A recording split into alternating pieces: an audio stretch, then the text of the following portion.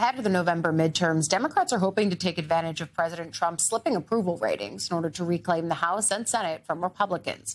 In order to do that, they'll need support from a key voting bloc, women.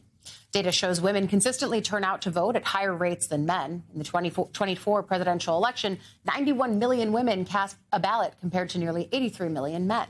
Polling consistently shows that issues like inflation, education, and health care are top concerns for women voters, and these will also play a big role, of course, in the upcoming midterm elections.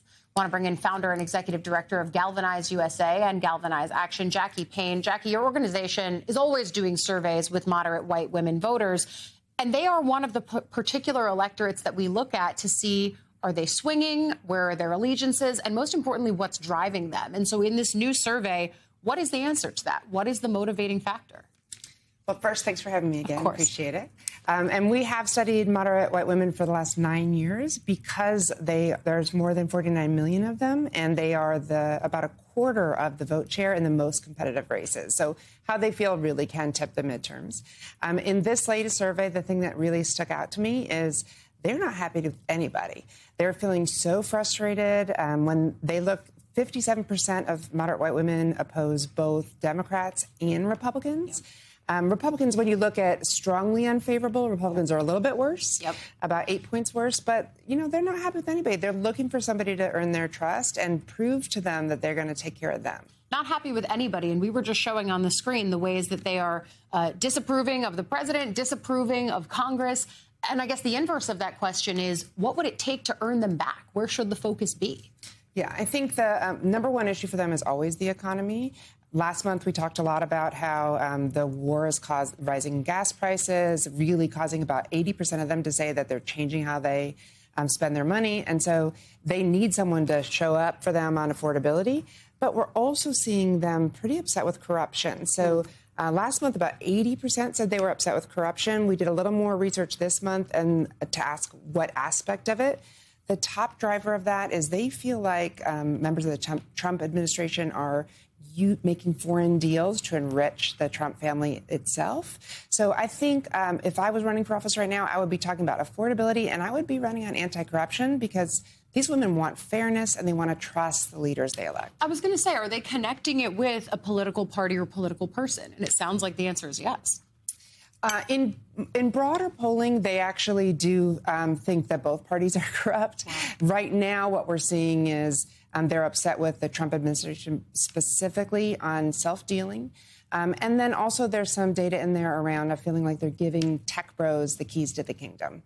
And so that's pretty interesting. That's really interesting, especially given the ways that Democrats are trying to message in this upcoming midterm, in part around haves and have-nots and who systems work for, which is messaging that they've tried in the past, but feels like particularly fertile ground right now. I was also pretty struck by some polling you did around drivers of political violence.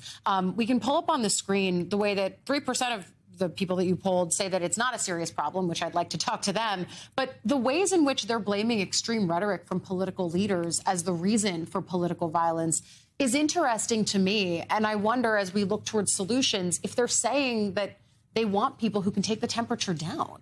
For sure. I think they're looking what we see in this poll is they're upset with the chaos and corruption, right? They want leaders who are going to focus on affordability and just keep things safe and secure for their family, right? And so when we look at the political violence, what we're seeing is if you look at that poll, I think they blame the individuals who do it, maybe third or fourth down the list, right? Exactly. So what they're really blaming is the rhetoric from leaders and the division that they're seeing in this country. They are so sick of that chaos. They want safety, security, and they want people to bring us back together and just competence.